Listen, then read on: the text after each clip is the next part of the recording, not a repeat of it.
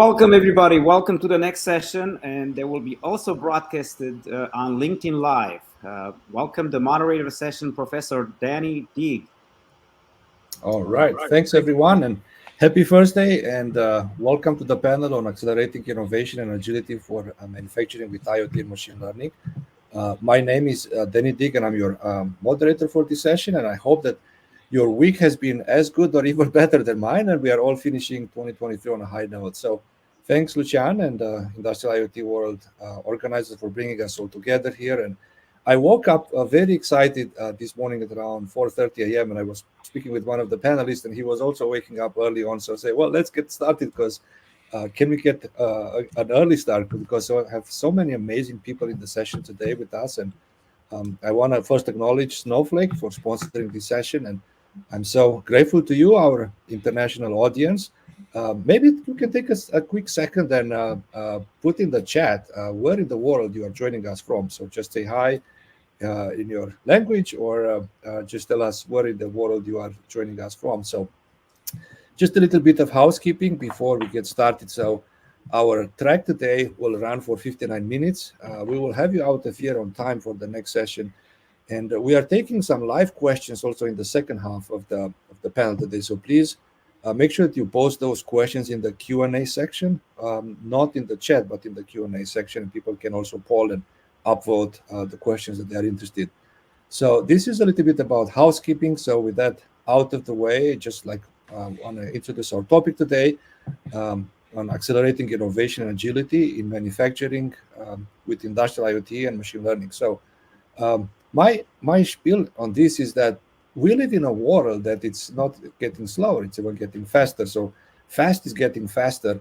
And if you are not getting faster, and if you are not becoming more agile, your organization will be left behind. So it's not secret that the successful organizations that are at the forefront of innovation in manufacturing, in Industry 4.0, they are heavily relying on machine learning to accelerate innovation. So in our panel today, we cover some of the success stories of adopting machine learning, some of the challenges ahead for organizations that want to move ahead with further accelerating their innovation with machine learning, some of the best practices, some of the new trends, and of course, we are going to address the elephant in the room, which is generative AI and large language models and how they are used in manufacturing. So let me briefly introduce the panelists. So I want to thank them for being the thought leaders in our field, and they have dozens of years of experience in leading digital transformations at several organizations. So they have the authority given by their experience. And more than that, I'm so gracious and so grateful to them, because they are with us as thinking partners. They are with us willing to openly share what they are learning, and they're not keeping it for themselves. So they want to be a river, not a reservoir. They want to flow into others what they've been experiencing and learning all these years.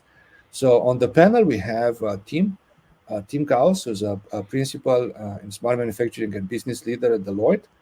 We have Greg Sloyer, PhD, who is an industry principal manufacturing at Snowflake. And we have Sanjay Bhatia, who's director of product at Faircom.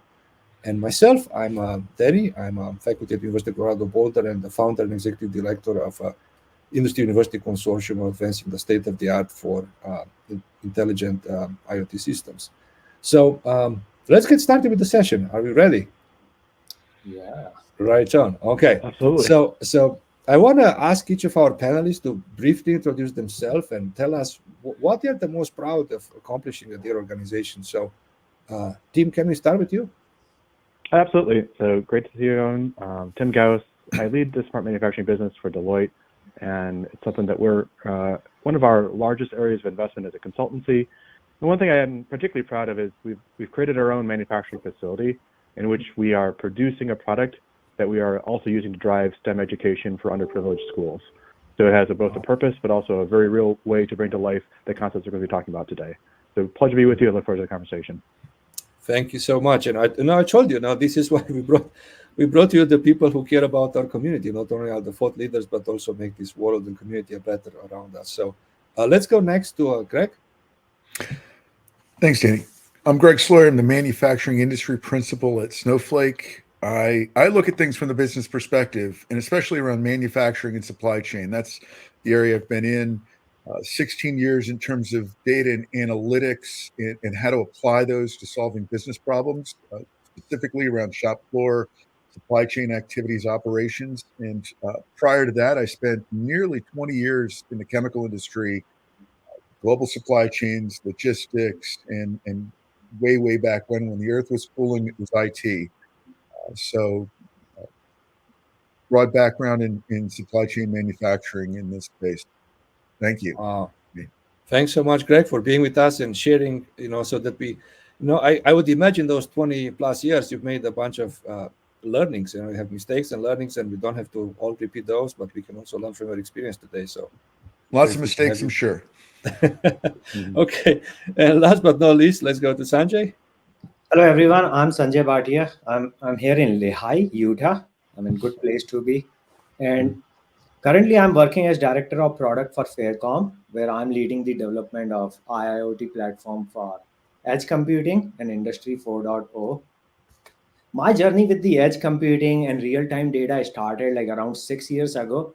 I was working for a solar company, and we were having a lot of issues getting data from inverters about like how solar panels are doing, how much energy they are producing. The current data that we had was like about 24 hours. So I was leading the implementation of an edge gateway which can go in the inverters at the customer's place to get the real-time data and then transfer that data using the cellular technology so that customers have the real-time data on their app about how their solar panels are doing. And I got so much interested and I wanted to build this complete platform, and I decided to join Faircom, where they were like starting this initiative, like how can we like get into, they already had a product and they brought me in to like mature that product and go to markets. I mean, that's what I've been working on. Pretty successful product. Right. Faircom. So thank you.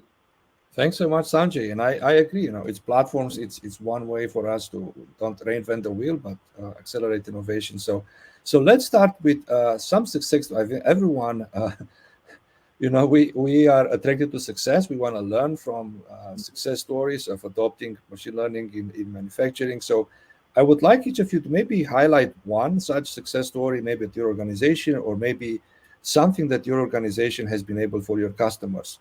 So can we start with Greg, and then we're going to go to team and then Sanjay. Yeah. Sure. And keep in mind, this is a journey, right?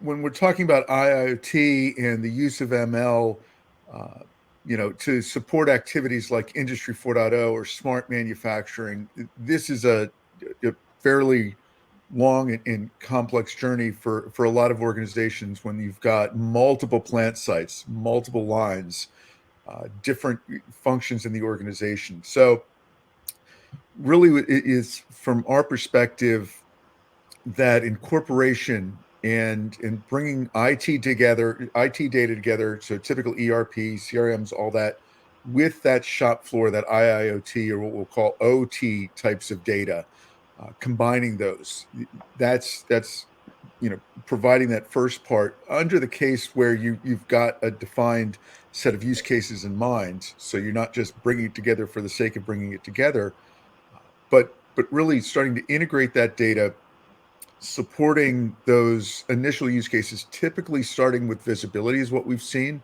So OEE types of reporting and metrics, and where I like to see then and have worked with customers to go the next step is sort of those root cause components. And this is where ML comes in, because there's so many variables, especially in manufacturing. And if you start including some of those supply chain variables that impact quality and predictive maintenance and those typical types of use cases we see on the shop floor, you're really needing to go and use those ML techniques and combine those with the OT data, with the IT data to really drive decisions. It's no longer capable just to use spreadsheets and backs of envelopes anymore to solve these things.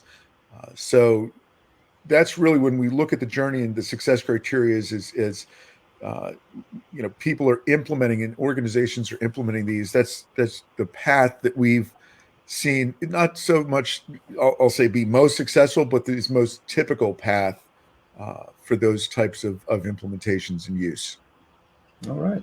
Thanks for sharing with us. So, Tim, can you share with us maybe a use case or a success, or give an example of an organization that you've coming along as thinking partner and help them succeed in adopting machine learning for manufacturing? Absolutely, Danny. So this one is one I wasn't sure I was going to see in my career, and I already have.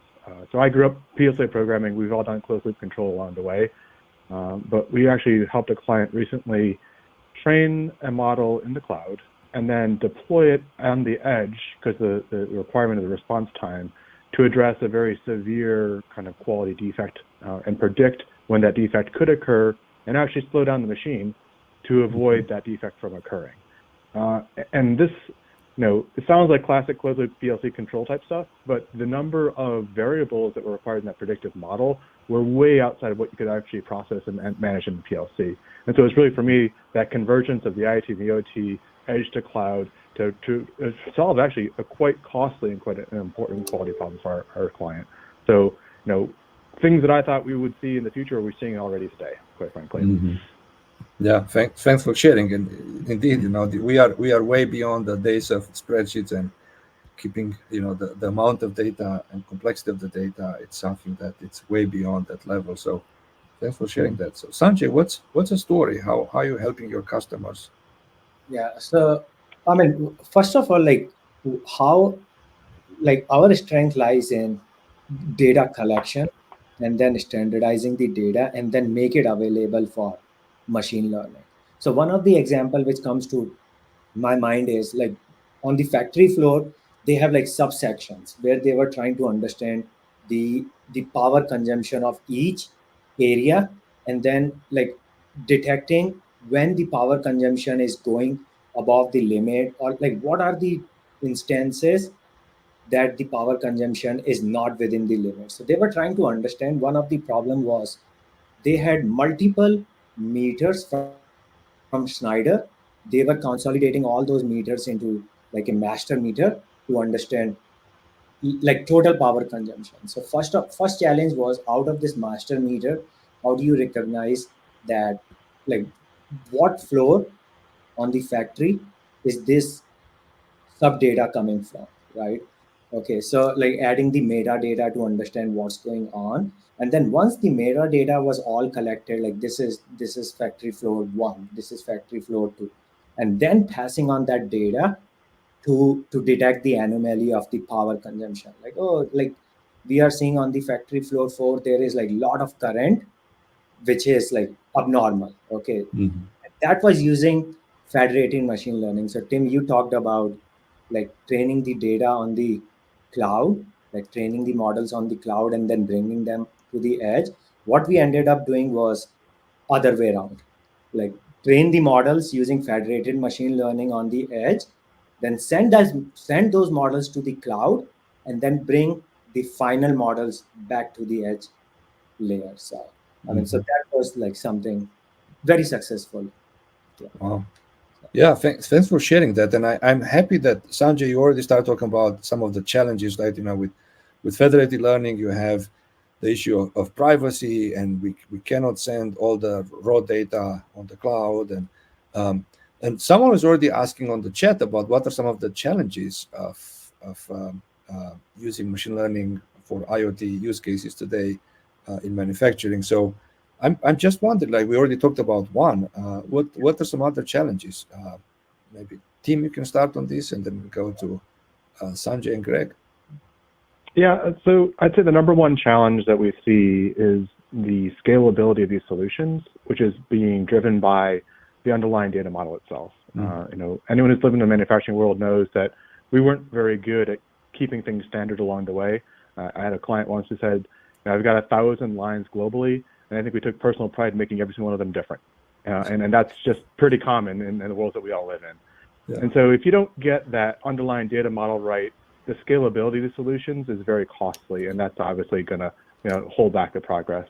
So where we see our clients being most successful is when they think about scale first, even if they're starting with a POC, and then using it as an underlying way to deploy across broadly. All right, thanks for sharing. So scalability, what else? Who else can add some other challenges? Yeah, so other challenges which I've seen is first of all, like there is infrastructure already available on the factory, right? Like industrial PCs, okay, and near solutions are getting deployed on industrial PCs, where these machines might not have very big GPU processing power. So how do you enable all the training on a small machine, right, without like lot of GPU? Okay, and that's where like I talked about federated machine learning. How do you enable it in a way that it does not require the GPU power of the cloud?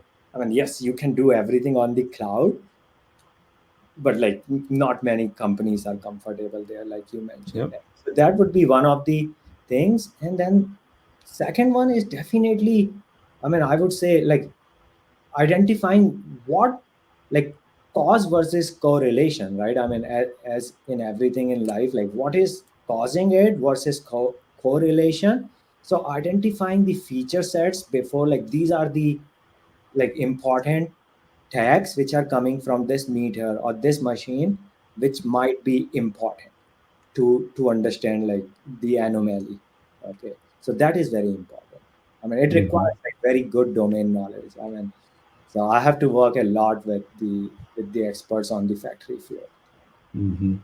And that's right. That requires also domain expertise. It's not only machine learning, but differentiate causability versus correlation. It's something that requires Yeah, close interaction with domain experts, and this is this is the beauty of the partnerships, right? So they need us and we need them, and together yeah. we can go a lot further with the insights that the domain experts bring. Greg, what do you see some of the biggest challenges in organizations that are trying to adopt? So Tim and Sanjay mentioned many of the ones that we, all of us run into, and I'm going to take a slightly different tact and not focus on sort of the IT side of the challenges because they're all there. I'm going to talk about the organizational ones. Hmm. IT and OT for decades have been generally separate organizations, separate leadership, separate objectives, goals. The systems they worked on were different. The backgrounds, I'll say computer scientist types versus engineer types working in those environments. So there's a great deal of change management because there's still that feeling that if the plants give up their data, there's a big brother watching you type of atmosphere often, or there could be unions at the plants that are nervous that the data or things like that. So there's all these things that are more organizational as we leverage cloud activities, which means data is leaving the plant, whether things are going on at the edge or models are being developed. You still have a lot of change management, training, education, those activities, I think to work through, as well as then bringing that data together. Somebody mentioned here data quality, couldn't agree more. uh, when you've got, and Tim, you sort of mentioned it, the way I describe it is if you've got 50 plants, you probably have 48 different MES, MRO, LIMS, QM, all those types of systems in your organization. So there's a data quality and integration aspect uh, to come through. And then the last one I'll bring up is that oftentimes when we're building these ML models and bringing the data scientists in, and we talked about the knowledge inherent at the plant site, and not doing these things, from a pure data science, enthralled with the mathematics, which is great, and they're solving those problems, but then we leave it in the classroom. We're not taking it out and deploying it in production, or there's a very long road to do that. So I think having those pieces in place where you're addressing the organizational and the processes to take things from great mathematics and deploying them in production to see the value. I think those are all challenges through this entire process that we're still going through. Hey, Greg, I just want to add on to that because I couldn't agree more. And one thing I've seen a lot of our clients struggle with is post to deploy to sustain, right? Yep. It's one thing to get it up and out in production, but keeping it out there and actually driving that value on a continuous basis, a huge challenge. And it does require a different operating model, a different skill set, a different mindset to use this effectively in the production environment. Mhm.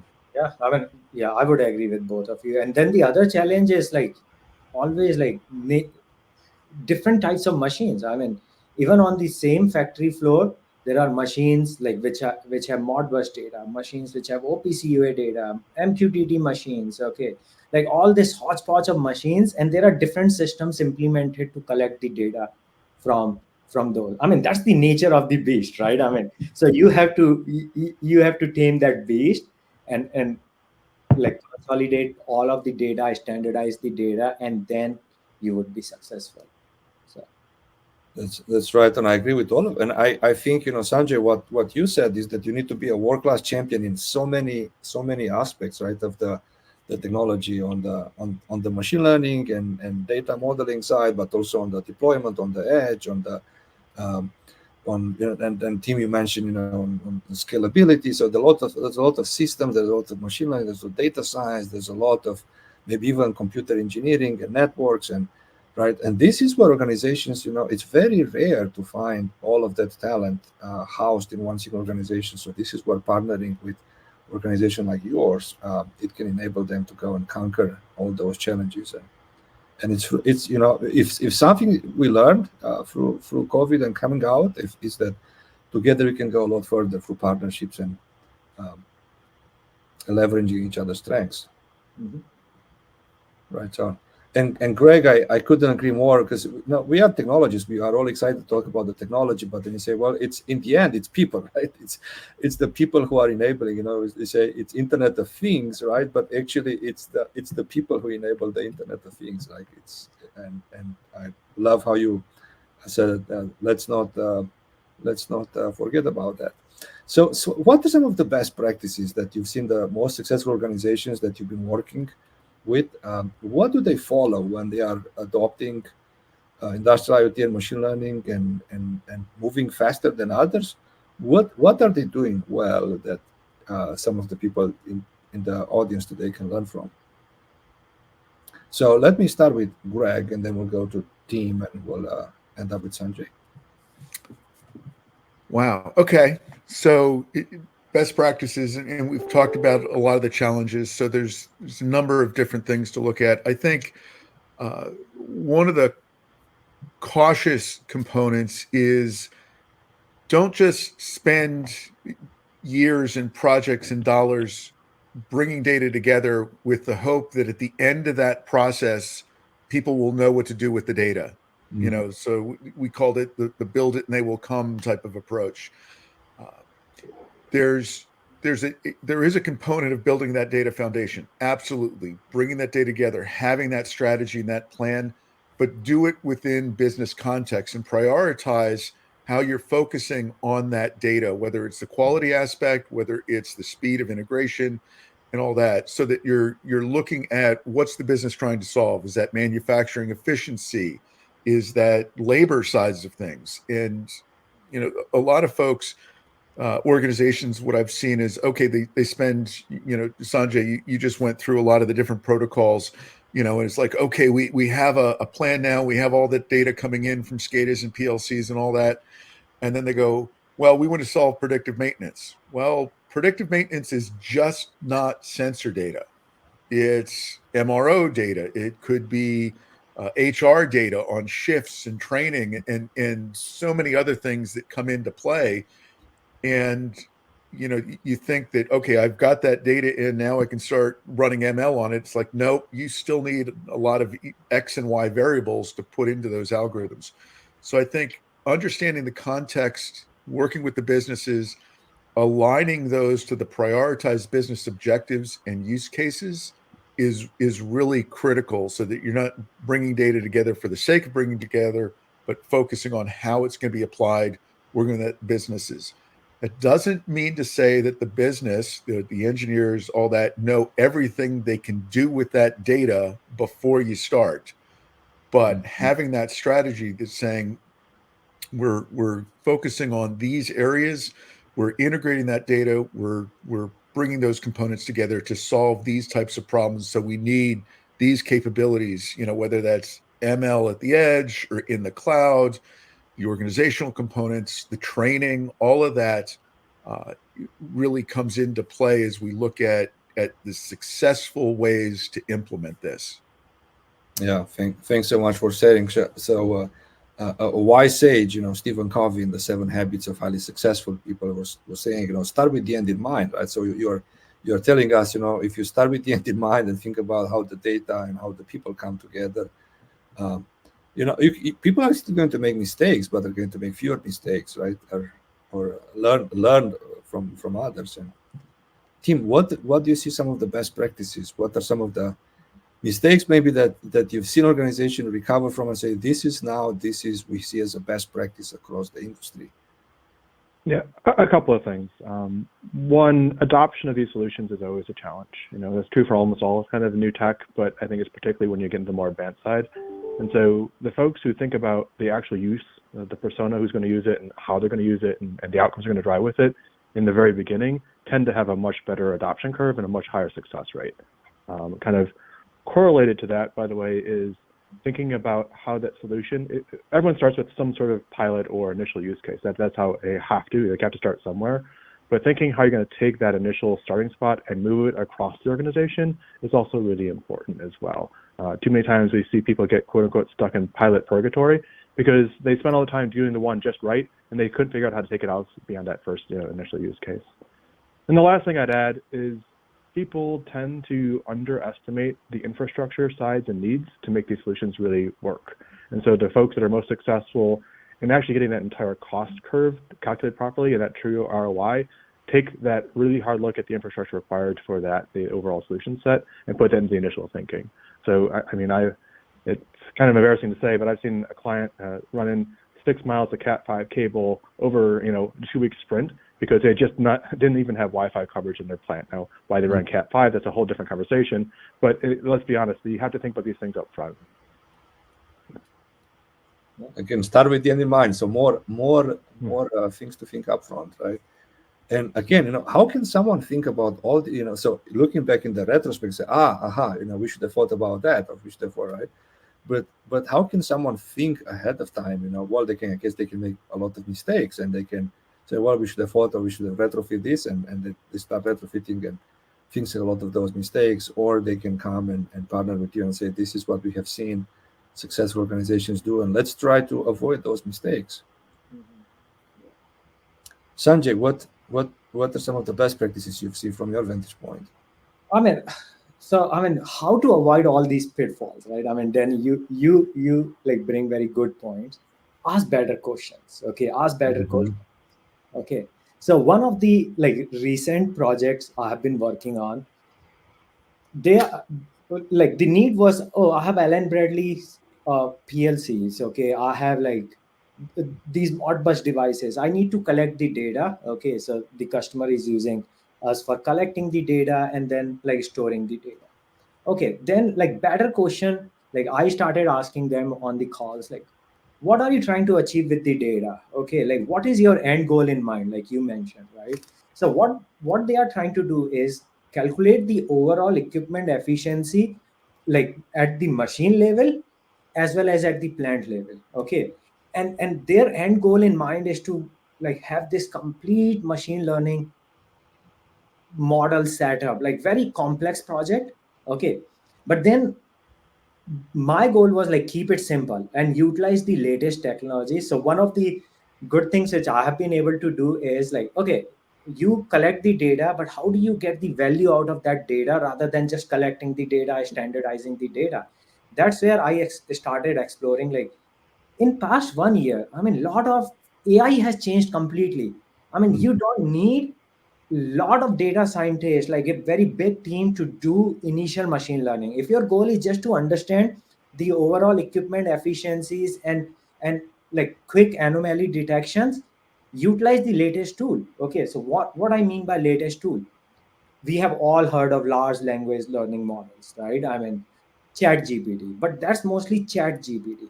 But these GPT models are more than just language models. Okay, they can do complex calculations, they can understand the data. And now, so what I was able to do was, there are now GPTs. You can create your own GPT. So you can create your own GPT, which I helped customer create called OEE calculator. Okay, what would be the prompts asked? Okay, what would be the data required? What format the data would be?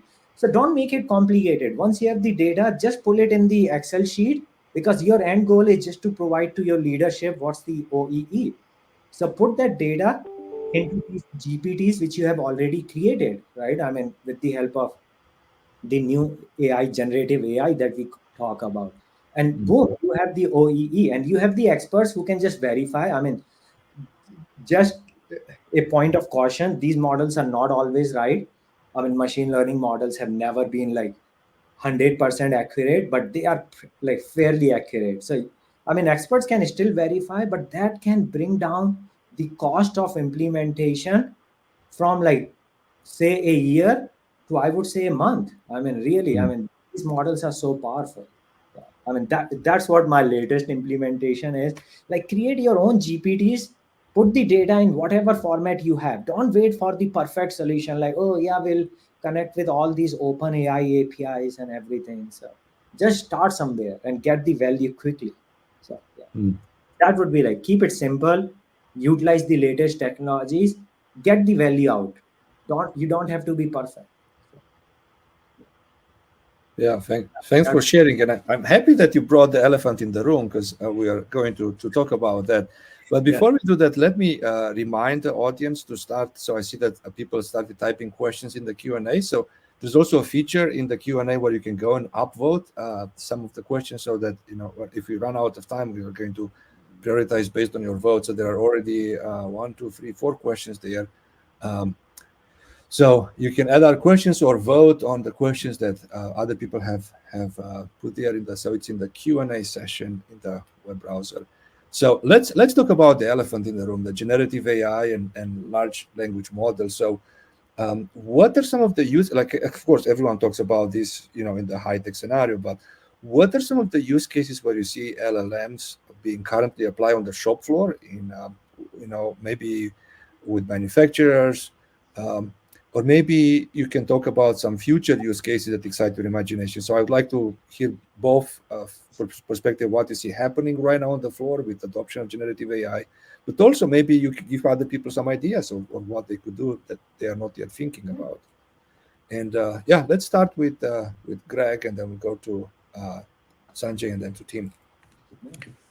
So Gen AI, LLMs, you know, and Sanjay brought up a number of interesting points there.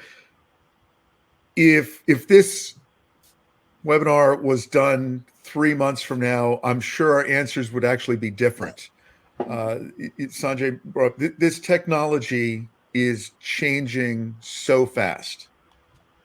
Yes. And what I talk about with organizations are, with the technology changing so quickly, take advantage of it, as Sanjay said. But my answer today and 3 months from now, in terms of what needs to be in place to support these and then support, you know, the manufacturing use cases, is not going to change. And there's really 3 things. One is the data foundation. You know, tools change, mathematics gets added, you know, capabilities are added, but the data foundation is really where the value is in the long term. That, you know, tools are going to adapt and morph and all that, but having a quality data integrated component, that's that underlying foundation, versus like you're splitting it up and tearing it apart into different applications and things like that. No, that data foundation's key.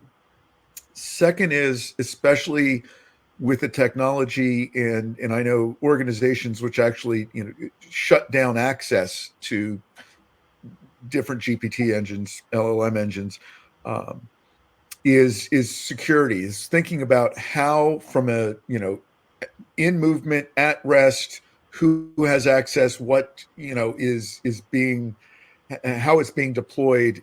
That question should be asked, and that's a people question as well as a technology question, to consider on how you're deploying those LLM engines, let's say.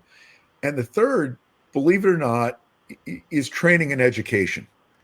You know, a lot of these applications, you know, Chat GPT and all that, are great They are allowing us, and one of those key use cases is, code writing and report writing and generation, things like that. Super, super use cases that we're seeing.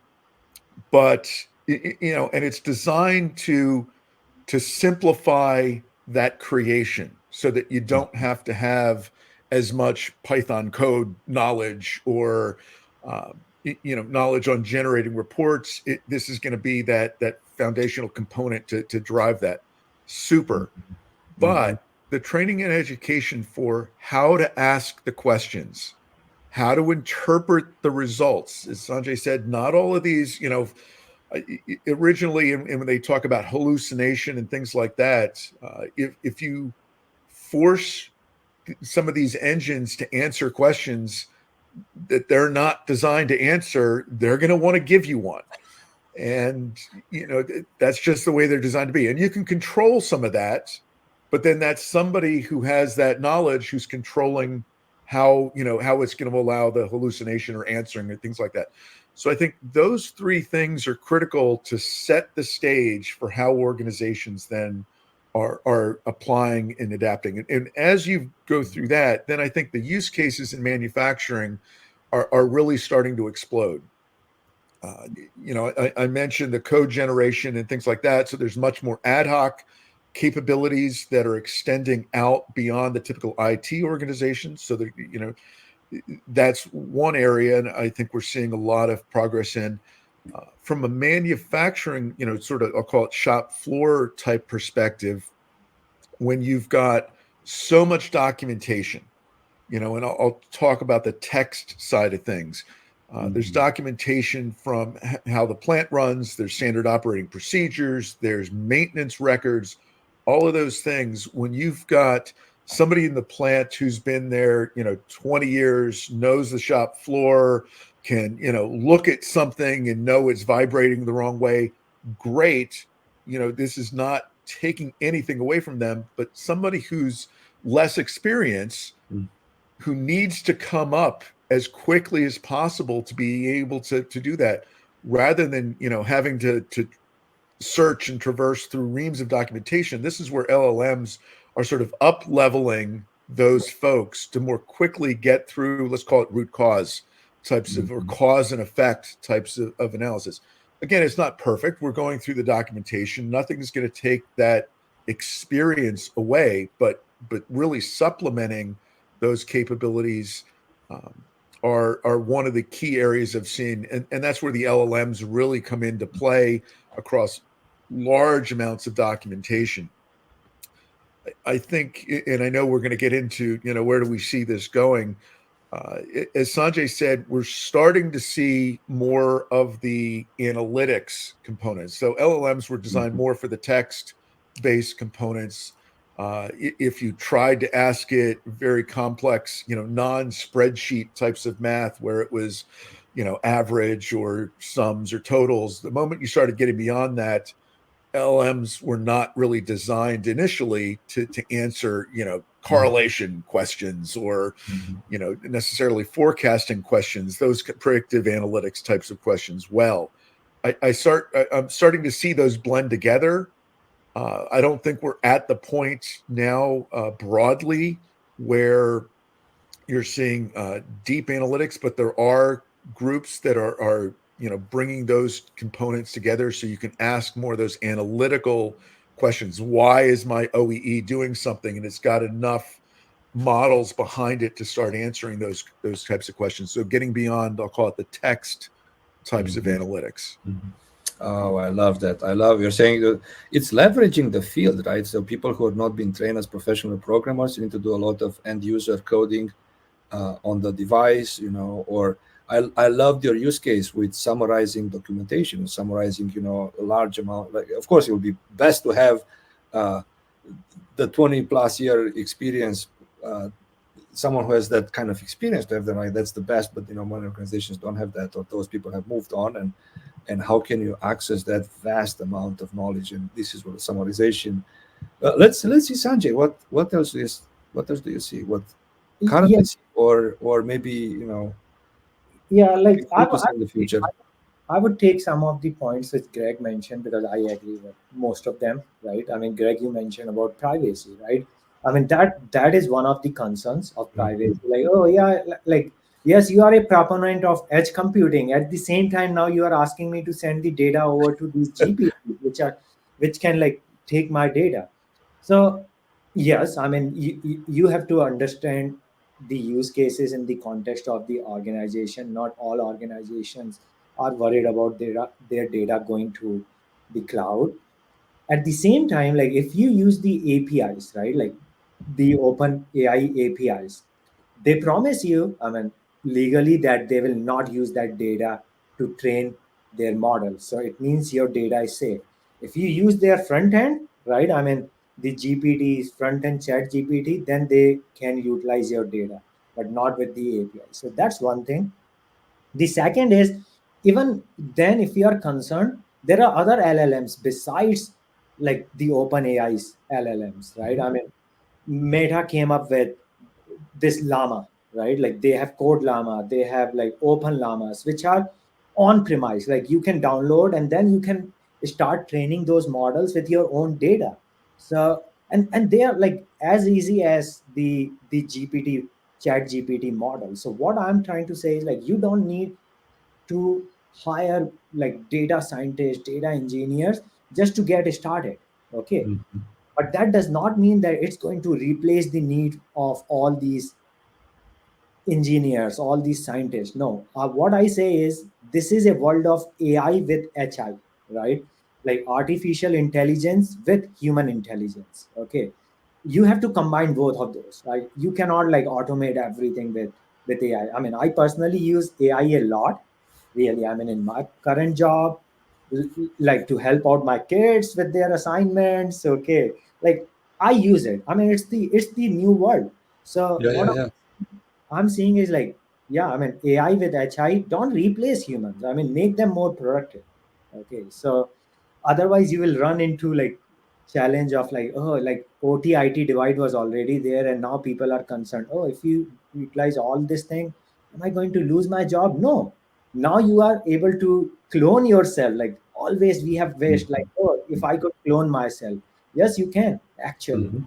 Like there are cloning software. I mean, I'm just kidding there, but like AI can make you 3 times more effective.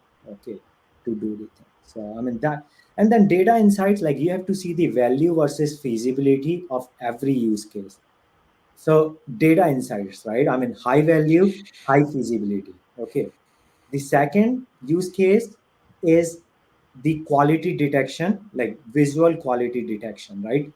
That is the use case that has high value on the factory floor with high feasibility. I mean, these models are very good at detecting, like if you feed them some good pictures, like after visual inspection, a human is feeding these pictures, like these are good, like feed them 100 pictures. And then after that, just like implement a simple model, take the pictures and feed it to the GPT models. And I mean, you are going to get like 99% of the time it's on the point. So I mean, any use case, see the value, see the feasibility. So Mhm. that is my Thanks take. for sharing. Tim, what do you see from your vantage point? Well, I have to say I agree wholeheartedly with what Greg and Sanjay have outlined. I think they've hit on most of the salient points. And actually, this is why Deloitte's built a global network of factories ourselves to test these type of things, because we find a lot of our clients, though they have interest, have a bit of fear of actually bringing it to life. And so what we've done is done this to ourselves so we can show people and take away some of the mystery around this topic. So I'll give you one quick example that we're actually showing right now to our clients is a very simple use case. Didn't take us very long to put together. It's around maintenance. What I would say though is a lot of the challenges of manufacturing are retention and access to knowledge. And so what we want to do is show how do you ingest both the actual maintenance manuals, the maintenance records, but also the interviews we had with the maintenance technicians that had been working on the machines. So you can get all 3 different perspectives. And then you can use GPT to generate kind of the optionality and the recommendations based on not just one source of truth, but multiple sources of truth. And then as Sanjay said, bring the human intelligence back to say, oh, that's the one that makes sense to me here. So it really shows you how you can access information in a very different way and make it much more accessible to your employee base. I would also add, by the way, Greg, completely agree with where this is going. I think generative AI is going to be the way we get to explainability of a lot of things that we talked about earlier in this conversation. So you start to combine Gen AI with some of the ML and AI concepts we're talking about, you get to a very rich and powerful, but also very human way to do these kind of advanced techniques in the manufacturing plant floor. Mm-hmm. Mm-hmm. I love what the synergy that we are all, I think, agreeing that we can use generative as an assistant. Like it will never replace. People say, "Oh, it's going to take our jobs," and it's going. And Sanjay is saying, "No. I think if you are willing to train yourself and to learn this technology, this is the closest that it comes to what you say, to cloning ourselves, right? This is a huge boost in productivity, and organizations who are going to adopt this are going to be the ones innovating and moving faster, and those who are not are going to be the ones left behind." So I think that's the theme that we've been hearing so far, right? And each of you pointed, it's the security aspect is like, I'm going to send all that. So what I've seen also is on-prem deployment. So you can have large language models, which and there are some companies that say for a certain enterprise, they will say, we are going to have an on-prem installation so that your data, your queries will never leave your site. I've seen probably, only large organizations can afford to do that. But there are other, as you mentioned, for OpenAI API, so there are other ways of still ensuring the privacy of your data. Well, and even within the cloud, right? Yeah. Even within the cloud, you can apply LLMs within just your data sets and not allow them. As Sanjay said, and this was my point, is that plan for security, whether it's edge, cloud, components, and how you apply these just has to be considered. You have all those different options at your disposal, but having that strategy, as with all security, with what data can't leave a country for PII reasons, all of those things come into play when considering how to apply and deploy these types of capabilities. Mm-hmm. We've done a survey with 18,000 professional developers, and security and trustworthiness was the number one concern that people have, right? So we talked about the security, then let's talk about the trustworthiness. And I think Sanjay, or maybe Greg, you raised this with the hallucinations, right? So just because an answer seems very plausible, seems very realistic, I said these LLMs are very creative. They can make up stuff, right? That it looks deceptively close to the real thing, right?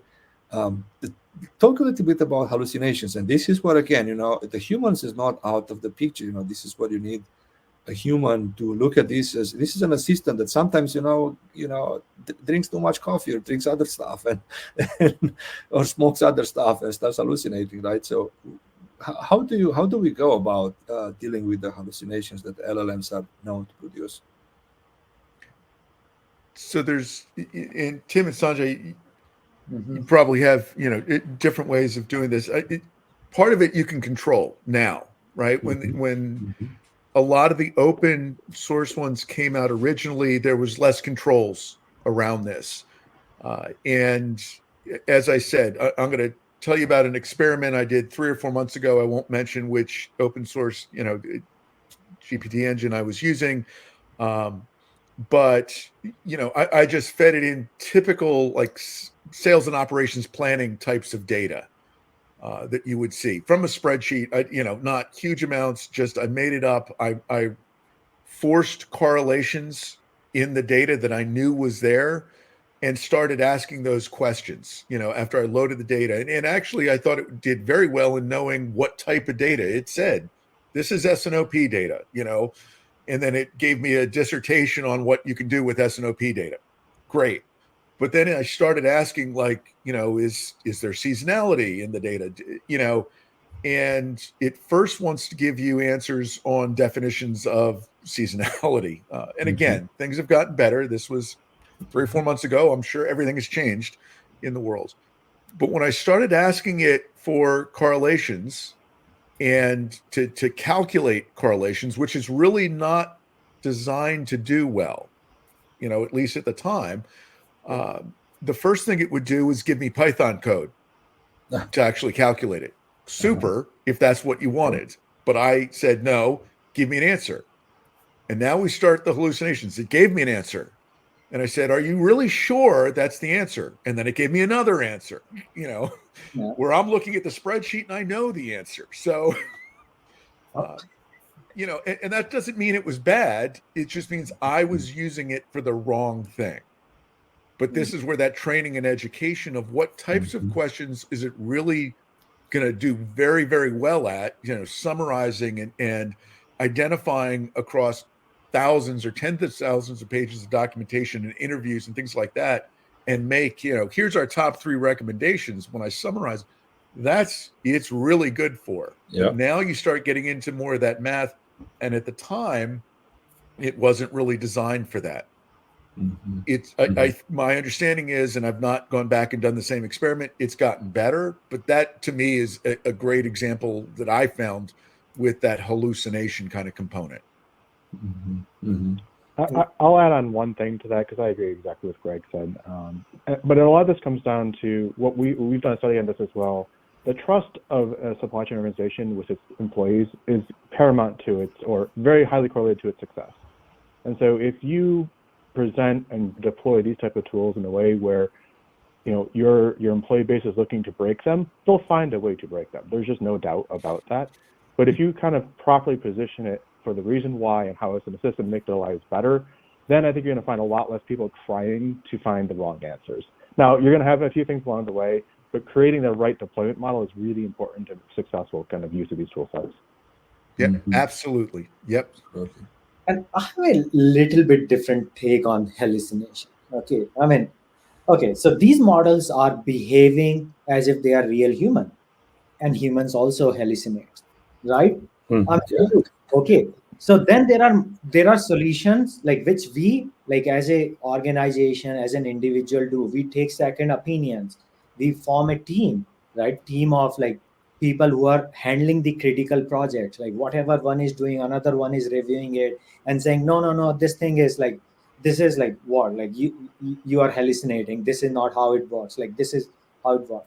And there are solutions available even to do that, right? I mean, multi-agent solutions. Like you must have heard of multi-agent. Like Microsoft came up with AutoGen. What it does is like you ask a question from, let's say, GPT, it gives you one answer.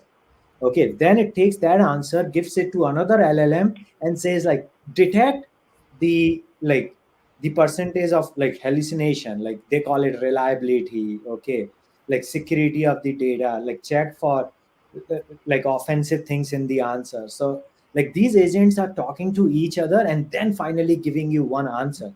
So I mean, implementing all these solutions, I mean, it's creating a new industry, right? I mean, all these open AI solutions are creating a completely new industry. There are at least 30,000, 40,000 new startups coming up in this area which want to solve this for you, right? Multi-agent, okay.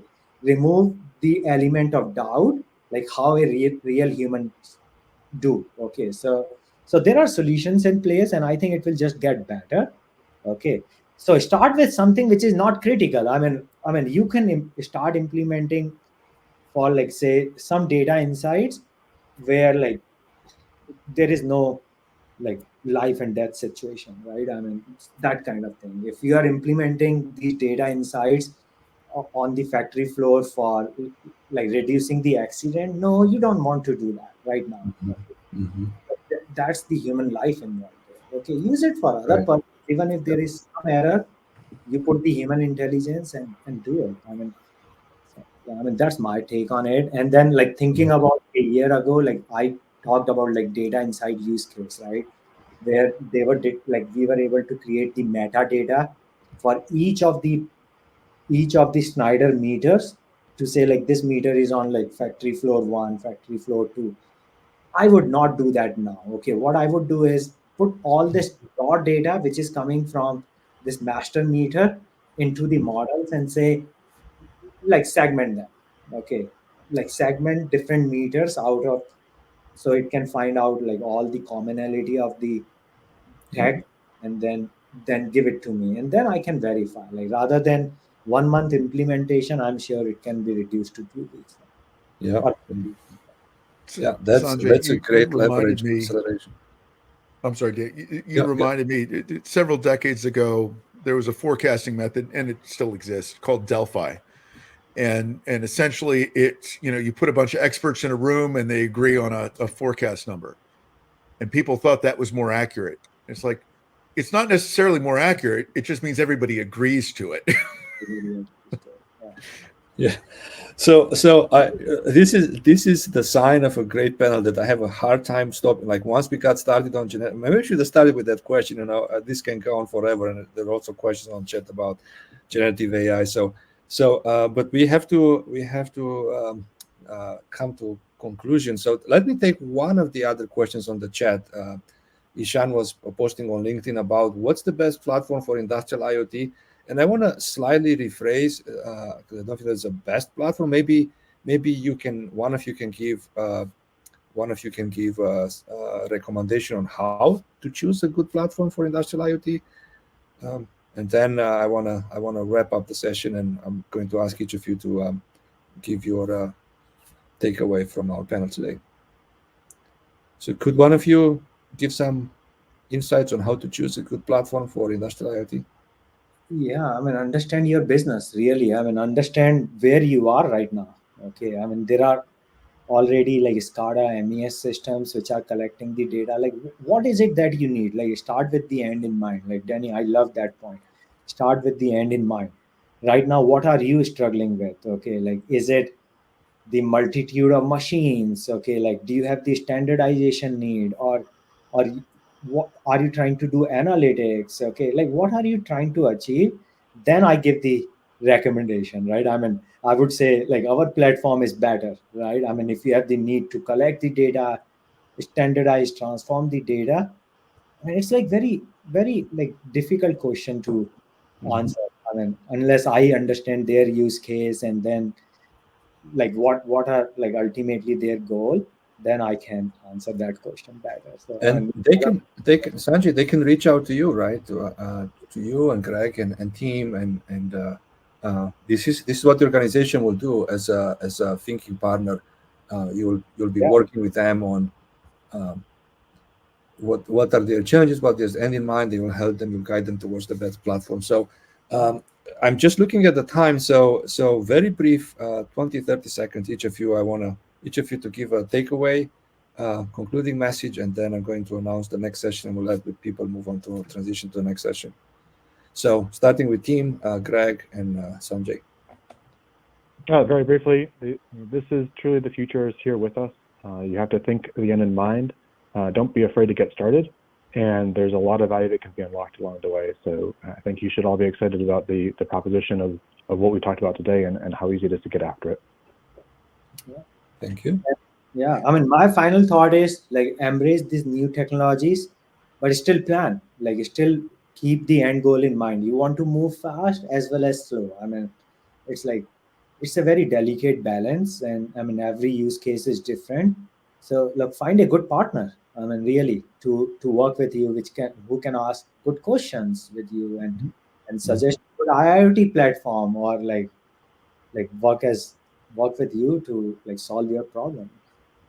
And Greg? Yeah, I think we're going to see an explosion of actual in production Gen AI applied manufacturing supply chain. And when we talk about that platform, it's not just the shop floor data, it's the enterprise data, it's your ecosystem data in a lot of cases that are going to help drive those things. So, I wouldn't just say, oh, what's my best IoT platform? It's what's that best data foundation platform, and applying it that way. That doesn't mean it's one thing and at the edge or in the cloud, or it's combinations of that architecture. I think it's great, exciting stuff coming up.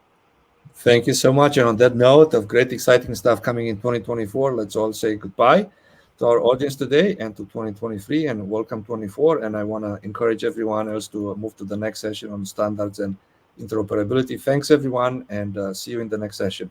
Thank you. Yeah. Thank you. Thank you all.